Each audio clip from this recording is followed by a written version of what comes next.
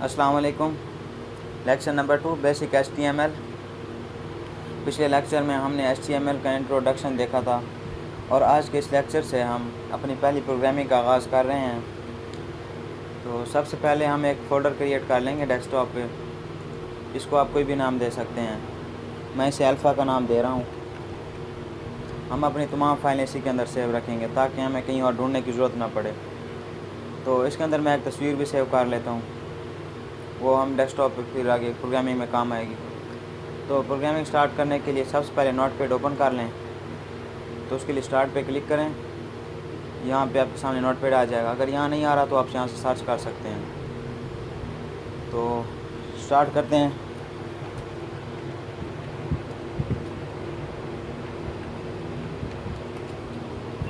इसे मैं ज़रा जूम इन कर लेता हूँ। इस वक्त आपके सामने दो HTML के टैग्स नज़र आ रहे हैं। ये HTML का स्टार्टिंग टैग है और ये HTML का एंड टैग है। HTML की तमाम कोडिंग इन्हीं दो कोड्स के दरमियान में होती है। जब भी आप HTML फाइल क्रिएट करेंगे तो सबसे पहले आप यही दो कोड लिखेंगे। तो इसके बाद आएगा हेड का।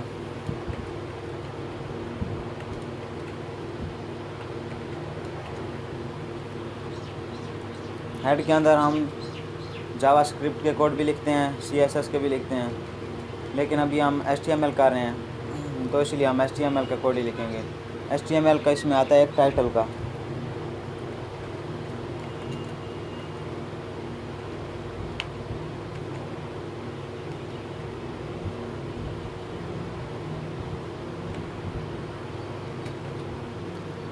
तो ये टाइटल का टैग है। टाइटल के टैग के दरमियान आप कुछ भी लिखेंगे।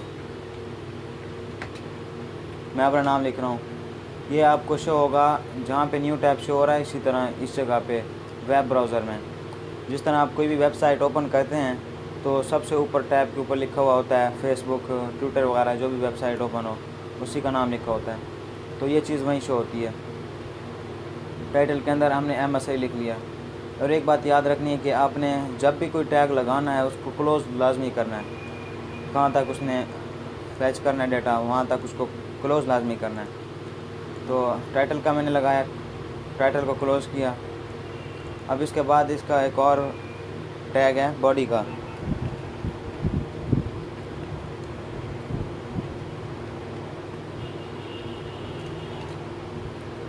बॉडी का टैग लगाया, उसको क्लोज़ भी किया। अब हम इसके अंदर सारी प्रोग्रामिंग हमारी इसी के अंदर होनी है। हम वेबसाइट को किस तरह बनाना चाहते हैं, उसका कलर कौन सा होना चाहिए, उस किस तरह की स्टाइल होना चाहिए, सारा कुछ हम बॉडी के अंदर लिखेंगे। तो यहाँ भी हम सिंपल सा एक टेक्स्ट लिख देते हैं।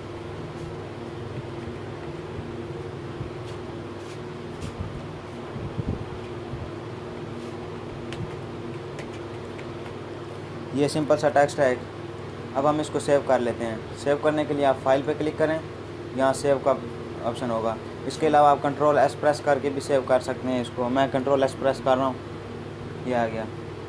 इसको हम उसी फोल्डर के अंदर सेव कर लेंगे जो आप लास्ट टाइम हमने बनाया था। और हाँ, इसको नाम देना है आपने, कोई भी आप नाम दे लें, लेकिन साथ में आपने इसको .html की एक्सटेंशन ज़रूर देनी है। जैसा कि मैं इसको नाम दे रहा हूँ लेक्चर 1 का, लेक्चर 2 का सॉरी। और साथ में ये .html ये लास्ट में लाजमी लिखना है। अगर हम ये .html नहीं लिखेंगे तो ये एक टेक्स्ट फाइल ही रहेगी। हमने इसको ब्राउज़र फाइल बनाना है, इसको वेब पेज पे शो करना है, इसलिए हमने .html लिखा और हम इसको सेव कर लिया।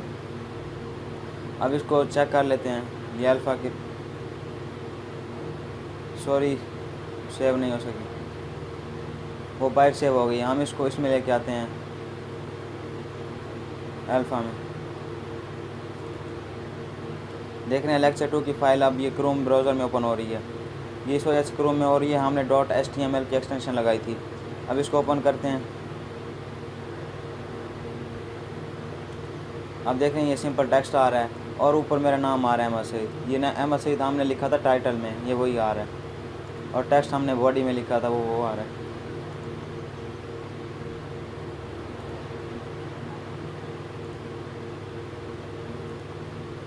हम इसको नोटपैड में दोबारा ओपन कर लेते हैं। ये थी हमारी कोडिंग। अगर हम चाहते हैं कि हम टेक्स्ट को ना हेडिंग में लिखना चाहें हम एक अलग से हेडिंग बना लेते हैं। हेडिंग के लिए एक टैग इस्तेमाल होता है H1 का। इस तरह टोटल 6 हेडिंग्स हैं। H6 तक हम टैग्स दे सकते हैं इसको।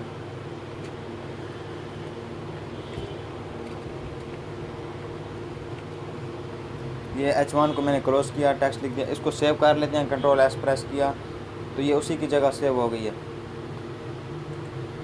अगर अब हम इसको ओपन करें, ये देख रहे हैं टेक्स्ट आपको इतना बड़ा लिखा हुआ आ रहा है। इसको मैं ब्राउज़र देख लूँ, ये हेडिंग आ गई है। ये हेडिंग 1 है। अगर आप इसको हेडिंग 2 देते हैं, इसी को मैं कॉपी करके दोबारा दे देता हूँ, ये H2 दे देता हूँ इसको मैं।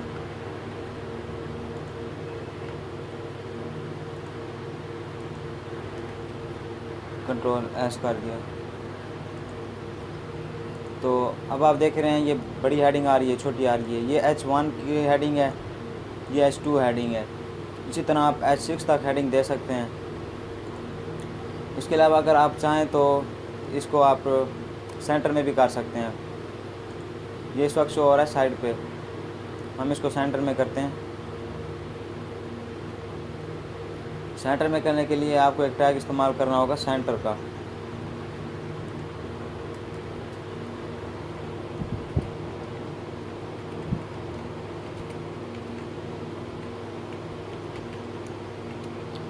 ये मैंने 2 सेंटर के टैग लगाए।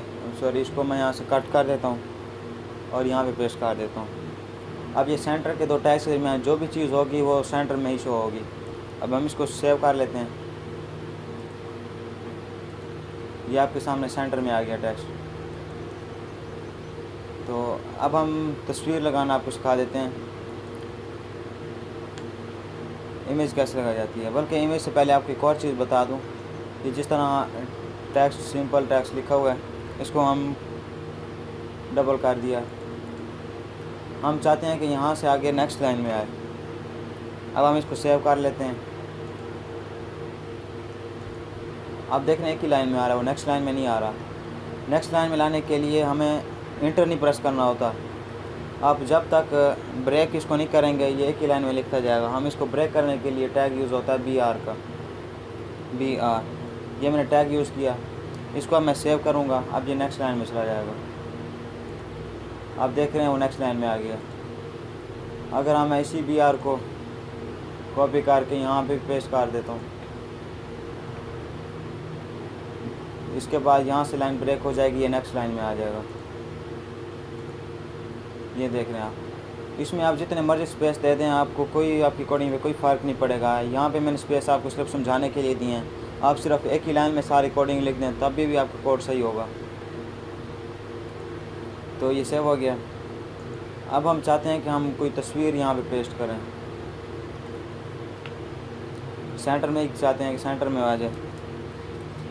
पिक्चर लगाने के लिए आपको एक टैग यूज़ करना पड़ता है इमेज का, IMG। ये इमेज का टैग है और हम कौन सी इमेज लगाना चाहते हैं उसका हमें इसमें फ़ाइल का सोर्स देना पड़ेगा, पाथ देना पड़ेगा। SRC is equal to double quotes में आपने उसका पाथ दे देना है। फ़र्ज़ करें आप ये वाली तस्वीर इसको लगाना चाहते हैं। इसको पहले हम पाथ देखेंगे, इसका पाथ क्या है, ये कहाँ पे पड़ी हुई है। इसका पाथ चेक करने का यही तरीका है, इसको ड्रैग करें यहाँ पे आके, ये इसका पाथ यहाँ से कॉपी कर लें आप। ये C तक आप इसको कॉपी कर लें, इसको यहाँ पे पेस्ट कर देते हैं और इसको सेव कर दिया। सॉरी, अब हम इसको रिफ़्रेश करते हैं। आप देख रहे हैं इतनी बड़ी पिक्चर आ गई है। अब हम इसको अगर रिसाइज करना चाहें तो वो भी यहीं से हो जाएगा। यहाँ हम लिख देते हैं इसकी प्रॉपर्टी हाइट, पहले विड्थ लिख देते हैं,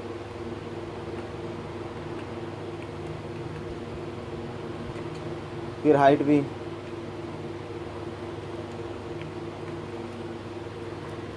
हम इसको हाइट दे देते हैं 200 पिक्स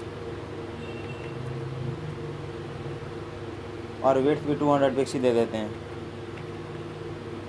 इसको सेव किया, यहाँ चेक करते हैं, आपके सामने वो रिसाइज हो गई। उम्मीद है आपको इतनी समझ आ गई होगी। नेक्स्ट लेक्चर में मिलते हैं इंशाल्लाह। तब तक के लिए अल्लाह हाफिज़।